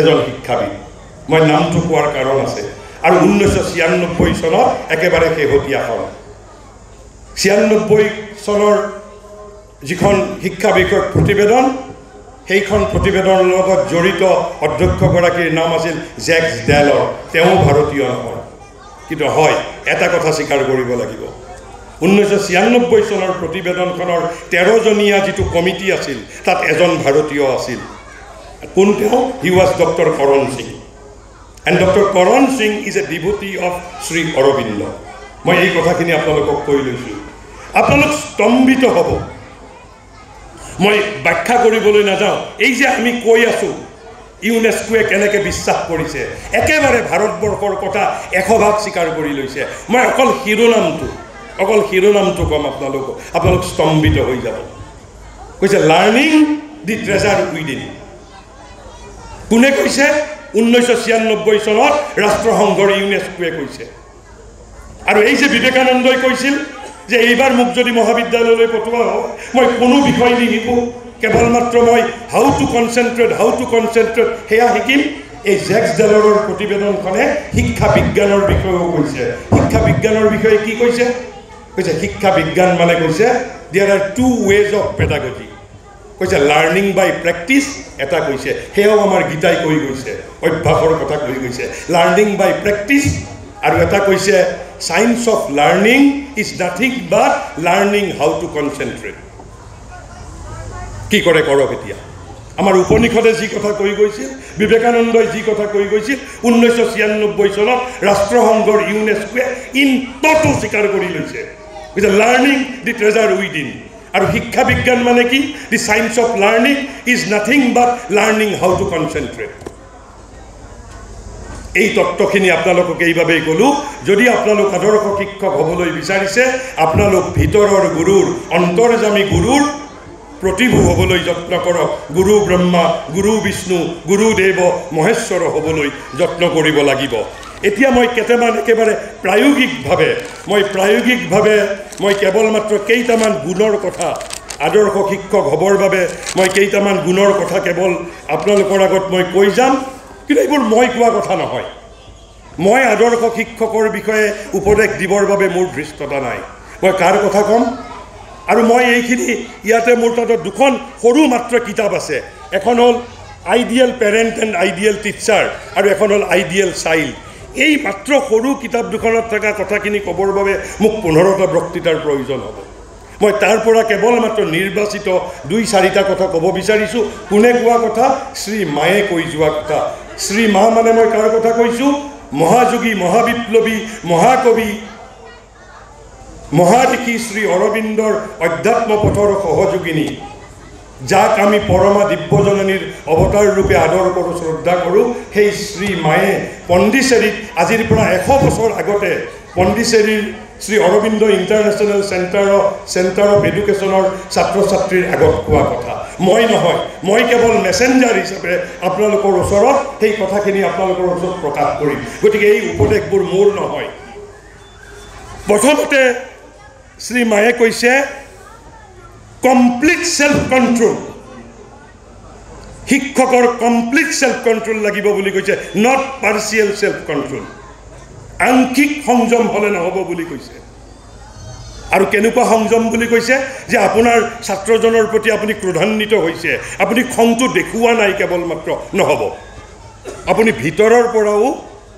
আপোনাৰ কোনো দিনে এটা মুহূৰ্তটো খং উঠিব নোৱাৰে this is the first condition of an ideal teacher কৈছে পূৰ্ণ আত্মসংযম কৈছে complete self control not only to the extent of not শ্বয়িং এনি এংগাৰ আপুনি কেৱল ক্ৰোধটো দেখুওৱা নাই নহব কৈছে but remaining absolutely quiet and undisturbed under all circumstances যদি আপুনি শিক্ষক হ'ব বিচাৰিছে তেনেহ'লে যিকোনো পৰিস্থিতিতেই আপুনি ক্ৰোধান্বিত হ'ব নোৱাৰিব কেতিয়াও this is the first condition to become an ideal teacher whether you will agree to it or not it up to your wisdom আপোনালোকৰ প্ৰজ্ঞাৰ ওপৰত নিৰ্ভৰশীল দ্বিতীয়তে কৈছে আপোনালোকে ছাত্ৰ ছাত্ৰীয়ে উন্নতি কৰাটো বিচাৰিছে হয়নে আপোনালোকে বিচাৰে আপোনালোকৰ ছাত্ৰ ছাত্ৰীয়ে উন্নতি কৰক তেনেহ'লে আপুনি প্ৰতিদিনে প্ৰগতি কৰিব লাগিব আপুনি যদি ভাবে নহয় মই অংকত 100ৰ ভিতৰত 120 পাইছিলোঁ মোৰ আৰু অংকৰ শিকিবলগীয়া নাই যি শিকিব লাগিব মোৰ ছাত্ৰ ছাত্ৰীয়ে শিকিব লাগিব নো তেতিয়া আপুনি আপোনাৰ ছাত্ৰ ছাত্ৰীয়ে প্ৰগতি কৰিব নোৱাৰে আপুনিও প্ৰতি মুহূৰ্তত নিজক যদি আপুনি ছাত্ৰ ছাত্ৰীৰ প্ৰগতি বিচাৰে আপুনিও প্ৰগতিশীল হ'ব লাগিব নো ৱে কোনো ৰেহাই নাই কি কৈছে above all must have the knowledge the teacher himself must always progress if he wants his student to progress must not remain satisfied either with what he is or with what he knows আপুনি যি জানে তাতেই যদি সন্তুষ্ট হৈ থাকে আপোনাৰ ছাত্ৰ ছাত্ৰীয়ে কেতিয়াও প্ৰগতি কৰিব নোৱাৰে যদি আপোনাৰ ছাত্ৰ ছাত্ৰীয়ে প্ৰগতি কৰিব লাগে তাৰ শৰ্ত হ'ল আপুনি নিজে প্ৰতিদিনে প্ৰগতি কৰিব লাগিব আৰু আপুনি যিটো বিষয় শিকাইছে আপোনাৰ ডিগ্ৰী ইজ নট সাফিচিয়েণ্ট সেই বিষয়ৰ ওপৰত কৈছে above all must have the knowledge আপুনি যিটো বিষয় শিকাইছে শিকাইছে সেই বিষয়ৰ ওপৰত আপোনাৰ পূৰ্ণ আধিপত্য থাকিবই লাগিব বাধ্যতামূলক তাৰ পিছত ৩ নম্বৰ এইটো সাংঘাতিক ডাঙৰ কথা কৈছে শ্ৰীমায়ে স্বজন প্ৰীতি কৈছে শ্ৰেণীৰ যিজন আটাইতকৈ ভাল ছাত্ৰ তেওঁৰ প্ৰতিও নো মোহ এক্সট্ৰা মোহ কাৰো প্ৰতি কোনোবা এজন ছাত্ৰৰ প্ৰতি আপুনি বেছি স্নেহ দেখুৱাব নোৱাৰে কৈছে no personal attachment to any single student যিমানেই ভাল নহওক আৰু যিমানেই বেয়া নহওক বেয়া ছাত্ৰজনকো আপুনি বেয়া পাব নোৱাৰে দুজনক সমান জ্ঞান কৰিব লাগিব তাৰ কাৰণটো পিছত ক'ব কিয় আৰু তাৰ লগতে বেলেগ এটা কথা কৈছে আপুনি নিজক ভাবিব নোৱাৰিব যে মই ছাত্ৰজনতকৈ বেছি জানো কি অদ্ভুত কথা কৈছে কৈছে must not have any sense of essential superiority over his student যে মই ছাত্ৰ ছাত্ৰীতকৈ বেছি জানো এই বুলি আপুনি ভাবিব নোৱাৰিব যদি আপুনি আদৰ্শ শিক্ষক হ'ব বিচাৰিছে যদি অৰ্ডিনাৰী শিক্ষক হ'ব বিচাৰিছে ডেটছ এ ছেপাৰেট ইছ্যু যদি আদৰ্শ শিক্ষক হ'ব বিচাৰিছে কৈছে no preference or attachment to any particular student আৰু নো চেন্স অফ সুপেৰিয়ৰিটি তাৰপিছত কৈছে not tolerance but global understanding and comprehension কৈছে আপুনি ছাত্ৰ এজনক কেৱল সহ্য কৰি গৈছে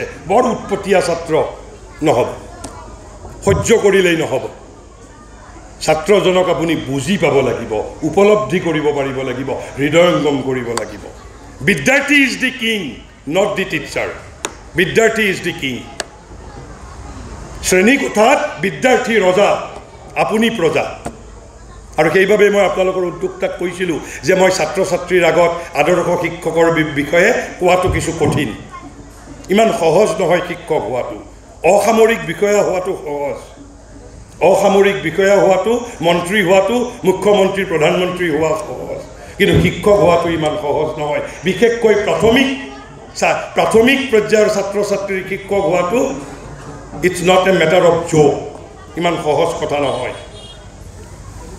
গতিকে কৈছে no tolerance but global understanding or comprehension and what is that global understanding সেই সাৰ্বজনীন উপলব্ধিটো কি হ'ব লাগিব কৈছে প্ৰতিজন ছাত্ৰই এছেঞ্চিয়েলি কি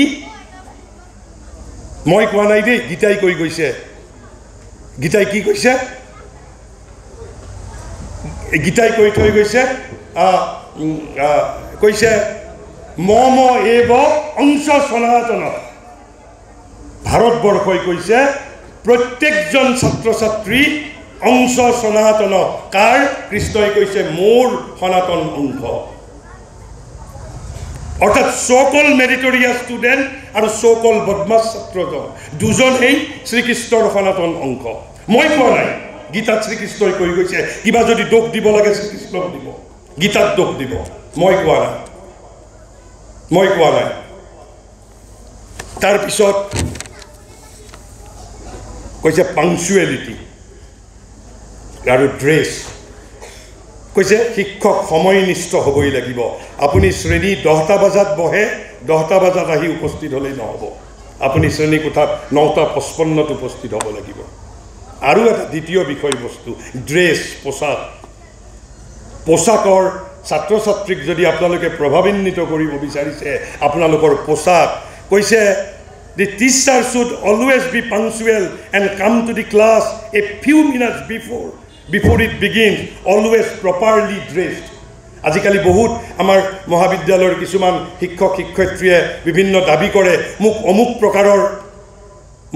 প্ৰকাৰৰ মোক পোছাক পিন্ধিব দিবই লাগিব কাৰণ এয়া দিছ ইজ দি এৰা অফ ফ্ৰীডম স্বাধীনতাৰ যুগ কিন্তু আদৰ্শ শিক্ষকৰ বাবে মই কোৱা নাই শ্ৰীয়ে মাই কৈ গৈছে যে মাৰ্জিত পোছাক কৈছে প্ৰপাৰলি ড্ৰেছ হ'বই লাগিব ইটছ কম্পালচৰি তাৰপিছত কৈছে আপুনি ছাত্ৰ ছাত্ৰীক কি বিচাৰে যে ছাত্ৰ ছাত্ৰীয়ে মিছা কথা ক'ব নালাগিব মিছা কথা কোৱাটো উচিত নহয় প্ৰথম আৰম্ভ কৰিব লাগিব আপোনাৰ নিজৰ পৰা মৰক এতিয়া যদি ছাত্ৰ ছাত্ৰীয়ে মিছা কথা কোৱাটো আপুনি বিচৰা নাই কৈছে আৰম্ভ কৰিব লাগিব আপোনাৰ পৰা আৰু আপুনি যদি ভাবিছে 5 বছৰীয়া ছাত্ৰজনে সি প্ৰকাশ কৰিব নোৱাৰিব পাৰে সেই বিষয়েও মই ক'ম আপুনি যদি মিছা কথা কৈছে আপোনাৰ প্ৰধান শিক্ষকে ধৰিব নোৱাৰিলেও শিক্ষামন্ত্ৰীয়ে ধৰিব নোৱাৰিলেও উকিলে ধৰিব নোৱাৰিলেও বিচাৰকে ধৰিব নোৱাৰিলেও 5 বছৰীয়া শিশুটোৱে আপোনাক নিশ্চিতভাৱে জানে কোনজন শিক্ষকে মিছা কথা কৈছে কোনজনে সঁচা কথা কৈছে হি অৰ সি মে নট এক্সপ্ৰেছ প্ৰকাশ নকৰিব পাৰে গতিকে আপুনি যদি বিচাৰিছে আপোনাৰ ছাত্ৰ ছাত্ৰী সত্যনিষ্ঠ হওক আপুনি প্ৰথম সত্যনিষ্ঠ হ'ব লাগিব অৱশ্যে আদৰ্শ শিক্ষক হ'বলৈ বিচাৰিলে যদি অৰ্ডিনাৰী শিক্ষক হ'বলৈ বিচাৰিছে তেনেহ'লে বিষয়টো সুকীয়া কৈছে and above all so that his students should never lie he must never lie himself মই যদি মিছা কথা কওঁ মোৰ ছাত্ৰ ছাত্ৰীও মিছা কথা ক'বই নো ৱে কোনো উপায় নাই so that his students should never lose his temper আৰু আপুনি যদি বিচাৰিছে আপোনাৰ ছাত্ৰ ছাত্ৰীয়ে কোনোদিন তাৰ টেম্পাৰ অৰ্থাৎ সি ক্ৰোধান্বিত নহওক আপুনি ক্ৰোধান্বিত হ'ব নালাগিব আপুনি যদি ক্ৰোধান্বিত হয় তেনেহ'লে আপোনাৰ ছাত্ৰ ছাত্ৰীও ক্ৰোধান্বিত হ'ব মই কোৱা নাই দিব্যজননী শ্ৰী মায়ে কৈ গৈছে আৰু তাৰপিছত কৈছে ছাত্ৰ ছাত্ৰীক শাৰীৰিকভাৱে প্ৰহাৰ টোটেলি প্ৰহিবিটেড কোনো পৰিস্থিতিতে কোনো অজুহাতেই দেখুৱাব নোৱাৰে আপুনি কৈছে he should never lose his temper with them and to have the right to say to them he should never raise his hand against any of them কোনো ক্ষেত্ৰতে আপুনি আপোনাৰ ছাত্ৰ ছাত্ৰীক প্ৰহাৰ কৰিব নোৱাৰে আৰু কৈছে এইবোৰ একেবাৰে প্ৰাথমিক কথা যিবোৰ যদি আদৰ্শ শিক্ষক হ'বলৈ বিচাৰিছে তেনেহ'লে আপুনি এইবোৰ অৱশ্যম্ভাৱীভাৱে মানিব লাগিব তাৰপিছত কৈছে সাইকোলজিক্যাল কন্ট্ৰোল আপোনাৰ নিজৰ প্ৰকৃতিৰ ওপৰত আপোনাৰ নিয়ন্ত্ৰণ আছে নে নাই নে মই বজাৰলৈ গৈছিলোঁ এটা 5000 টকাৰ মই কোট দেখা পাইছোঁ 5000 টকাৰ শাৰী এখন দেখা পাইছোঁ মোৰ কিনিবৰ মন গৈছে কাৰণ মই মোৰ প্ৰবৃত্তিৰ দাস কিনিব নোৱাৰিলোঁ মোৰ তাত ইমান আৰ্থিক সাহায্য নাই আৰ্থিক সম্বল নাই পিছদিনা আহি ছাত্ৰ ছাত্ৰীক মই ভালদৰে পঢ়াব পৰা নাই কাৰণ মই অশান্ত হৈ আছোঁ কাৰণ মই প্ৰবৃত্তিৰ গোলাম যদি শিক্ষক হ'ব বিচাৰিছে আপোনালোক নিজৰ প্ৰবৃত্তিৰ যদি দাস হৈ থাকে আপোনালোক ছাত্ৰ ছাত্ৰীৰ শিক্ষক হ'ব নোৱাৰিব সেইভাবে কৈছে কমপ্লিট সাইকোলজিক্যাল কন্ট্ৰোল নিজৰ মনস্তত্বৰ ওপৰত পৰিপূৰ্ণ নিয়ন্ত্ৰণ নিজৰ মনস্তত্বৰ ওপৰত আৰু তেতিয়াই আপুনি শিশুৰ মনক নিয়ন্ত্ৰণ কৰিব পাৰিব আপোনালোকৰ মনত প্ৰশ্ন উঠিব পাৰে যে এজন উৎপতীয়া ছাত্ৰকো মই শাস্তি দিব নোৱাৰোঁ শাস্তি দিব পাৰিব থ্ৰু ইয়ৰ পাৰ্চনেলিটি আপুনি নিজৰ প্ৰবৃত্তি কন্ট্ৰোল কৰক আপোনাৰ মনস্তত্ব নিয়ন্ত্ৰণ কৰক আপুনি মিছা কথা যদি নকয় আপুনি যদি সদায় নিজক প্ৰগতি কৰে আপোনাৰ যদি if there is no essential sense of superiority তেনেহ'লে আপুনি ছাত্ৰ ছাত্ৰীক দেখিব ছাত্ৰ ছাত্ৰী আপুনি মনে বিচৰা ধৰণৰ হৈছে আৰু তাৰপিছত কৈছে থৰো নলেজ এই কথাটো মই আগেই ক'লোঁ আপুনি যি বিষয় শিকাবলৈ গৈছে সেই বিষয়ৰ ওপৰত যদি আপোনাৰ পূৰ্ণ কৰ্তৃত্ব যদি নাই আপুনি যদি অলপ যে মই ৰাতিপুৱা মই আহোঁতে স্কুললৈ আহোঁতে মই দুটামান পৃষ্ঠা লুটিয়াই পেলাই অলপ চাই আহিছোঁ নহ'ব থৰো নলেজ লাগিব যিটো বিষয় আপুনি শিকাব বিচাৰিছে কৈছে বি কাম এণ্ড ভেৰি পেচেণ্ট প্ৰথমটো ক'লে আপুনি সহ্যশীলা হ'লেই নহ'ব আপোনাৰ ধৈৰ্য গুণো থাকিব লাগিব ধৈৰ্য আৰু সহ্য দুটা পৃথক পৃথক গুণ আৰু যিকোনো সময়তে আপুনি প্ৰশান্ত হৈ থাকিব পাৰিব লাগিব তাৰপিছত কৈছে লাভ এণ্ড জেণ্টলনেছ ছাত্ৰ ছাত্ৰীৰ প্ৰতি স্নেহৰ মনোভাৱ ছাত্ৰ ছাত্ৰীৰ প্ৰতি স্নেহৰ মনোভাৱ যে the children must be educated in an atmosphere of love and gentleness এটা প্ৰেমৰ পৰিৱেশ স্নেহৰ পৰিৱেশ শ্ৰেণীকোঠাত বিৰাজ কৰিব পাৰিব লাগিব তাৰপিছত কৈছে নো ভায়োলেন্স নেভাৰ নো স্কল্ডিং নেভাৰ কেতিয়াও আপুনি তাক গালিও দিব নোৱাৰে ক্ৰোধান্বিতও হ'ব নোৱাৰে প্ৰহাৰো কৰিব নোৱাৰে আৰু কোনো গালি বৰষণো কৰিব নোৱাৰে অৰ্থাৎ নিজৰ মনস্তত্বৰ ওপৰত পৰিপূৰ্ণ নিয়ন্ত্ৰণ নিজৰ মনস্তত্বৰ ওপৰত পৰিপূৰ্ণ নিয়ন্ত্ৰণ আৰু আপুনি এনেকুৱা পৰিৱেশ সৃষ্টি কৰিব পাৰিব লাগিব কৈছে যাতে ছাত্ৰজনে স্কুল অহাৰ আগতে নিজৰ পিতৃ মাতৃক নকয় যে মা মোৰ আজি পেটটো বিষাইছে, মিছাই তাৰ স্কুল যাবলৈ ইচ্ছা নাই। বৰং সি মাকক ক'ব লাগিব, তাৰ এনেকুৱা মনত আপুনি ইচ্ছা জাগ্ৰত কৰিব পাৰিব লাগিব যাতে ৰবিবাৰেও স্কুলত যাবলৈ ইচ্ছা কৰে।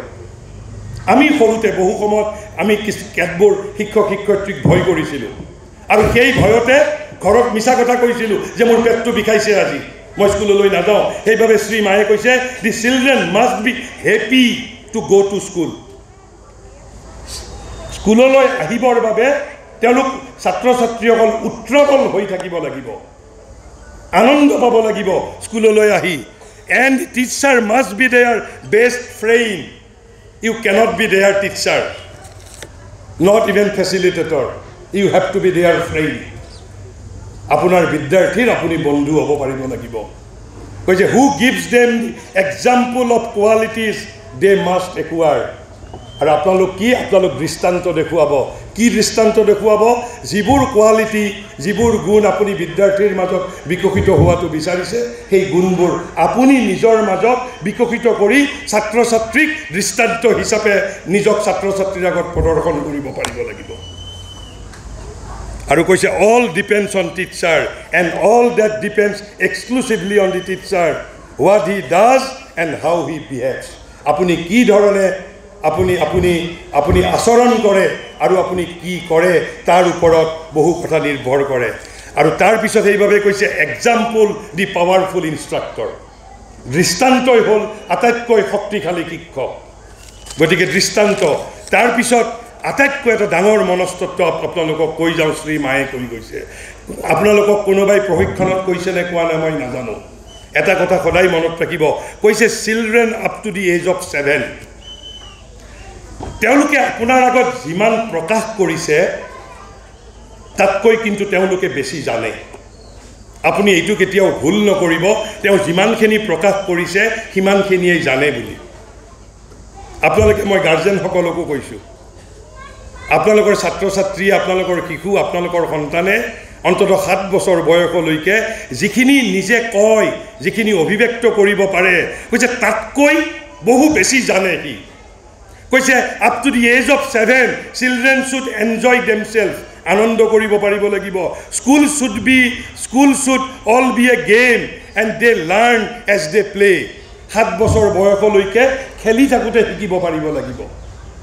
কৈছে as they play they develop a taste for learning. খেলি থাকোঁতেই তেওঁলোকে বিদ্যাৰ প্ৰতি এটা ৰুচি বিকশিত কৰে। আৰু কৈছে the system is not very important, it is the attitude of the teacher that matters. শিক্ষকৰ যিটো এটিটিউড, শিক্ষকৰ যিটো আচৰণ, শিক্ষকৰ যিটো প্ৰকৃতি, সেইটোহে মুখ্য বিষয়বস্তু। আৰু কৈছে the teacher should not be something that one endures under constraint. গতিকে শিক্ষকজন এনে এটা শক্তি হ'ব নালাগে যে ছাত্ৰজনে কেৱল সহ্য কৰিছে। ছাত্ৰজনে আপোনাক ভাল পাব লাগিব, শ্ৰদ্ধা কৰিব পাৰিব লাগিব, সেই পৰিৱেশ আপুনি সৃষ্টি কৰি দিব পাৰিব লাগিব। কৈছে he should always be the friend whom you love because he helps and amuses you. আৰু তাৰপিছত কৈছে এই যে ক'লে যে 7 বছৰ বয়সলৈকে ছাত্ৰ ছাত্ৰীয়ে যিমান আপোনাক উত্তৰ দিব পাৰিছে তাতকৈ সি বেছি জানে, এই কথা আপুনি ধৰি ল'ব লাগিব। আৰু কৈছে তেনেহ'লে কি আমি ডিচিপ্লিনাৰী একশ্যন নল'ম নেকি? কৈছে ডিচিপ্লিনাৰী একশ্যন বিশেষ পৰিস্থিতিত ল'ব পাৰি, কিন্তু তাৰো নিয়ম আছে। মই সেই বিষয়ে আজি ক'বলৈ মোৰ সময় নাথাকিব। ডিচিপ্লিনাৰী একশ্যন লোৱাৰ আগত আপুনি আপোনাৰ প্ৰকৃতিক পৰিপূৰ্ণৰূপে ৰূপান্তৰিত কৰক, তাৰপিছত আপুনি ডিচিপ্লিনাৰী একশ্যন লওক, দেন ইট উইল ৱৰ্ক। মই সেই বিষয়ে এটা আপোনালোকক প্ৰকৃষ্ট উদাহৰণ দিলোঁহেঁতেন, কিন্তু মই সময়ৰ অভাৱত মই দিবলৈ নাযাওঁ। আৰু কৈছে এ স্কুল, এই যে আমাৰ বিদ্যালয়, it should be an opportunity for progress. The school should be an opportunity for progress. বিদ্যালয় এটা প্ৰগতিৰ বাবে এটা সম্ভাৱনা হৈ উঠিব পাৰিব লাগিব। মই সাধাৰণভাৱে আপোনালোকক শিক্ষা তত্ত্বৰ বিষয়ে ক'লোঁ আৰু আদৰ্শ শিক্ষক কি ধৰণে হ'ব পাৰিব আৰু মই শেষত এতিয়া আমাৰ আদৰ্শ শিক্ষক শিক্ষয়িত্ৰীসকলো অভিভাৱক যিহেতু মোক ইয়াত আদৰ্শ অভিভাৱকৰ বিষয়েও ক'বলৈ দিছে ইয়াত পিতৃ মাতৃ যিসকল আছে মই মাত্ৰ এটা কথা কৈ মই কৈছোঁ কেৱল এটা মই ইংগিত ধৰ্মী কথা স্পৰ্শ কৰি মই মোৰ বক্তৃতাৰ সামৰণি মাৰিম প্ৰথম কথা পৃথিৱীক আমি জননী বুলি কওঁ আমি জননীসকলক মাতা বুলি কওঁ এই মাতা শব্দৰ অৰ্থ কি কিয় মাতা বুলি কওঁ জননীক আমি মাতা বুলি কৈছোঁ সন্তান জন্ম দিয়া গৰ্ভধাৰিণীক আমি মাতা বুলি কৈছোঁ মাতা শব্দৰ অৰ্থ কি জননী শব্দ বাৰু বুজিলোঁ যি জন্ম দিয়ে জননী কিন্তু মাতা বুলি কিয় কওঁ সংস্কৃতত কোনো শব্দ উইদাউট ছিগনিফিকেঞ্চ নাই উইদাউট অৰ্থ নাই মই ইয়াৰ অলপ আগতে এটা কি ক'লোঁ আপোনালোকে কাক শিক্ষিত কৰাৰ দায়িত্ব দিছে আপোনালোকক অনন্তৰ সনাতন অংশ শ্ৰীকৃষ্ণৰ সনাতন অংশক আপোনালোকে শিক্ষিত কৰিব আপোনালোকক শ্ৰীকৃষ্ণই নিজৰ প্ৰতিভূ হিচাপে নিৰ্বাচিত কৰিছে আপোনালোক কিমান গৌৰৱশালী কাক শিক্ষা দিছে মানুহক নহয় জড় পদাৰ্থক নহয় শ্ৰীকৃষ্ণৰ সনাতন অংশ আৰু সেই শব্দটোৰ লৈকে সৈতেই এই যে মাতা শব্দটোৰ আপোনালোকে আজি গৈ অভিধানত চাব অসমীয়া অভিধানত নাপালেও সংস্কৃত অভিধানত পাব পাৰে আমি ভগৱানক কি বুলি কৈছোঁ ভগৱানক ভাৰতবৰ্ষই কেৱল ভাৰতবৰ্ষই কৈছে পৃথিৱীৰ আন দেশে কোৱা নাই ভগৱানক আমি কি বুলি কৈছোঁ অনন্ত বুলি কৈছোঁ অসীম বুলি কৈছোঁ অনন্ত বুলি কৈছোঁ অসীম বুলি কৈছোঁ অনন্ত আৰু অসীম মানে কি তাৰ আমি সীমা নিৰ্ধাৰণ কৰিব নোৱাৰোঁ তাক আমি পৰিমাপ কৰিব নোৱাৰোঁ তাক আমি জুখিব নোৱাৰোঁ হয়নে ভগৱান কিমান ফুট দীঘল উই কেনট মিজাৰ আমি পৰিমাপ কৰিব নোৱাৰোঁ ভগৱান কিমান ডাঙৰ ভগৱানৰ জ্ঞান কিমান ভগৱানৰ শক্তি কিমান অপৰিমেয় বুলি কৈছোঁ অৰ্থাৎ তাক পৰিমাপ কৰিব নোৱাৰি পৰিমাপ কৰিব নোৱাৰি আমি অনন্তক পৰিমাপ কৰিব নোৱাৰি বুলি কৈছোঁ আৰু ভাৰতবৰ্ষই মানুহক কি বুলি কৈছে মানুহক কৈছে মম এব অংশ সনাতন সেই অনন্তৰ অংশ বুলি কৈছে অনন্ত যদি অনন্ত তেনেহ'লে অংশও অনন্ত অংশকো পৰিমাপ কৰিব নোৱাৰে কিন্তু মাতৃৰ গৰ্ভত যেতিয়া ভগৱানে আহি থিতাপি লৈছে মাতৃৰ গৰ্ভত থিতাপি লোৱাৰ পিছত সেই অনন্তৰ সনাতন অংশ now it is no longer অপৰিমেয় what is essentially immeasurable has now become measurable অৰ্থাৎ মাতৃৰ গৰ্ভত ভগৱানে আহি স্থিতি লোৱাৰ লগে লগে ইট হেজ বিকাম মিজাৰেবল তাক এতিয়া আমি পৰিমাপ কৰিব পৰা হ'লোঁ অৰ্থাৎ অনন্ত অসীমক সীমাৰ মাজত তাক আমি পৰিমাপ কৰিব পৰা হ'লোঁ আৰু এই পৰিমাপ কৰাত আমাক কোনে সহায় কৰিছে মাতাই সহায় কৰিছে মাতৃয়ে সহায় কৰিছে আৰু মাতা শব্দৰ এটা অৰ্থ হ'ল পৰিমাপযোগ্য পৰিমাপ কৰা সেইভাৱে জননীক মাতা বুলি কোৱা হয় যে মাতাই সেই অনন্ত যিটো স্বৰূপত অপৰিমেয় সেই অপৰিমেয় সত্তাক এই পাৰ্থিৱ জগতত পৰিমেয় কৰি তুলিছে পৰিমাপযোগ্য কৰি তুলিছে মাতা শব্দৰ এটা অৰ্থ হ'ল মাপ কৰিব পৰা গতিকে আপোনালোকে যাক জন্ম দিছে আপোনালোকৰ যিসকল সন্তান তেওঁলোক কোনো মানৱ নহয় তেওঁলোক ভগৱানৰ সনাতন অংশ আৰু এই ভগৱানৰ সনাতন অংশৰ সৈতে আপোনালোকে কি ধৰণৰ ব্যৱহাৰ কৰিব মই এই কেৱল মাত্ৰ মই পৰোক্ষভাৱে এটা ইংগিত প্ৰদান কৰি পুনৰ মই এই বৰপথাৰ শংকৰদেৱ বিদ্যা নিকেতনৰ এই সোণালী মুহূৰ্তত ৰূপালী জয়ন্তীৰ এই সোণালী মুহূৰ্তত মই পুনৰ অভিনন্দন জনাইছোঁ ভগৱানৰ ওচৰত প্ৰাৰ্থনা জনাইছোঁ যাতে 25 বছৰ পিছত সোণালী জয়ন্তী যাপন কৰাৰ সময়ত আপোনালোকৰ বিদ্যালয় ভাৰতবৰ্ষৰ ভিতৰত এখন জাকত জিলিকা বিদ্যালয়লৈ ৰূপান্তৰিত হওক তাৰ বাবে মই ভগৱানৰ ওচৰত প্ৰাৰ্থনা জনাইছোঁ আৰু আমাৰ দৰে অভাজনক মাতি আনি ইয়াত দুআষাৰ ক'বলৈ সুযোগ দিয়াৰ বাবে এই সমূহ কৰ্মকৰ্তাক আন্তৰিক ধন্যবাদ কৃতজ্ঞতা জ্ঞাপন কৰি মোৰ বক্তব্যৰ সামৰণি মাৰিছোঁ